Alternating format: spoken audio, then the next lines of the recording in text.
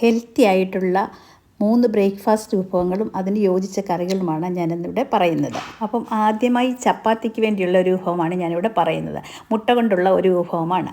അതിനുവേണ്ടി ആവശ്യമായ സവാള, തക്കാളി, പച്ചമുളക്, കറിവേപ്പില, മല്ലിയില ഇത്രയും അരിഞ്ഞു വെക്കുന്നു. ചൂടായ എണ്ണയിലേക്ക് ഓരോന്നായി നമുക്ക് ഇട്ട് കൊടുക്കാം. സവാളയും പച്ചമുളകും ഇട്ട് കൊടുത്ത് വഴുന്നപ്പോഴാണ് തക്കാളി ഇട്ട് കൊടുത്തത്.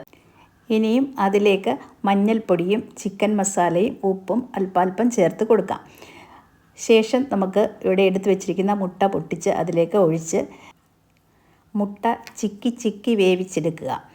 അതിനുശേഷം അതിലേക്ക് നമ്മൾ മല്ലിയിലയും കറിവേപ്പിലയും അരിഞ്ഞു വെച്ചത് ഇട്ട് കൊടുക്കുക. ഇനി നമുക്ക് ഇത് മറ്റൊരു പാത്രത്തിലേക്ക് മാറ്റി വയ്ക്കാം. ഇനി ചപ്പാത്തി ഉണ്ടാക്കാം കേട്ടോ.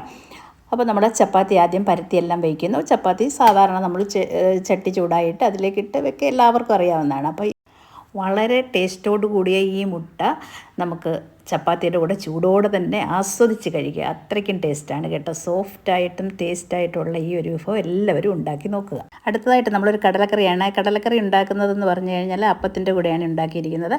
അപ്പോൾ പൂ പോലത്തെ നല്ല പാലപ്പം. ഇതിൽ ഞാൻ ഈസ്റ്റോ സോഡാപ്പൊടി ഒന്നും ചേർത്തിട്ടില്ല. സാധാരണ നമ്മൾ അരയ്ക്കുന്ന പോലെ അരിയും തേങ്ങയും മാത്രം അരച്ച് ഇച്ചിരി ചോറും കൂടി അരച്ചത് മാത്രമേ ഉള്ളൂ. ഇനി കുക്കറിൽ വേവിച്ച് വെച്ചിരിക്കുന്ന കടലയൊന്ന് വറുത്തിടുകയാണ്. അപ്പോൾ നമ്മൾ കടലക്കറി ഉണ്ടാക്കാൻ ഒരു അരപ്പ് തയ്യാറാക്കി. ആ അരപ്പിനൊരു പ്രത്യേകതയുണ്ട്. ചെറിയ ഉള്ളി, വറ്റൽമുളക്, 4-5 കഷ്ണം തേങ്ങാക്കൊത്ത്, പട്ട, പെരിഞ്ചീരകം, പഴുത്ത തക്കാളി ഇത്രയും വെളിച്ചെണ്ണയിൽ മൂപ്പിച്ചെടുത്ത് നന്നായിട്ട് അരച്ചെടുക്കുക. കൂട്ടത്തിൽ 2 സ്പൂണ് കടല വേവിച്ചതും കൂടി അരച്ചെടുത്ത് ആവശ്യത്തിന് വെള്ളം ഒഴിച്ച് തിളപ്പിച്ചെടുത്ത് വറുത്തിടാം. ഇതിൽ നമ്മൾ കുക്കറിൽ വേവിച്ച സമയത്ത് 1 കുടം വെളുത്തുള്ളി ഞാൻ ഇട്ടിട്ടുണ്ടായിരുന്നു. അത് മസ്റ്റാണ് കേട്ടോ.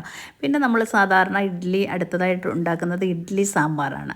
അപ്പം ഈ 3 ബ്രേക്ക്ഫാസ്റ്റ് നമുക്ക് വളരെ ഹെൽത്തിയോടുകൂടി കഴിക്കാവുന്നതാണ്.